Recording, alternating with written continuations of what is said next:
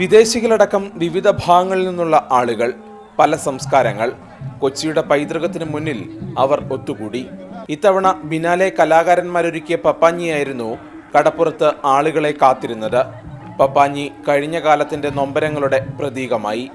12 മണിക്ക് കപ്പലിൽ നിന്ന് സൈറൻ മുഴങ്ങിയതോടെ പപ്പാഞ്ഞിക്കൊപ്പം കഴിഞ്ഞ കാലത്തിന്റെ നൊമ്പരങ്ങളും അഗ്നിക്കിരയായി. അതോടെ പുതുവർഷം പിറന്നു. We heard that it's the best place to be for New Year's. So we came from Goa to spend New Year's here. We're having a great time in Kochi. We're having so much fun. We're having a really good time. Everyone's so nice and friendly. Can't wait to come back.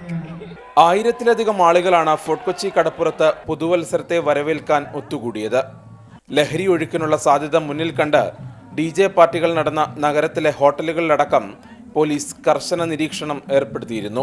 പുതിയൊരു വർഷം നല്ല പ്രതീക്ഷകളുടേതായി തീരട്ടെ എന്നാണ് എല്ലാവരും ആഘോഷിക്കുന്നത്. അപ്പോൾ ഒരു പുതിയ വർഷം